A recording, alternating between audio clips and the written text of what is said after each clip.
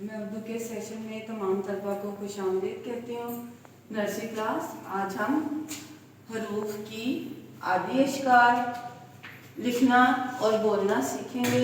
इनको हम हरूफ की आदि अशकार भी कहते हैं और शुरू की अशकार भी कहते हैं। शुरू की अशकार और आदि अशकार: ब, प, त, ट, स, ज, ज, ह, ख, स, श, स, ज, अ, ग, फ, क,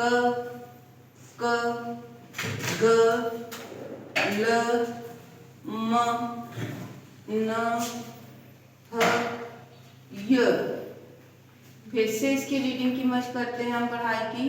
ब, प, त, स, ज, च, ह, ख, स, श, स, ज, अ, ग, फ, क, ग, ल, म, न, ह, य।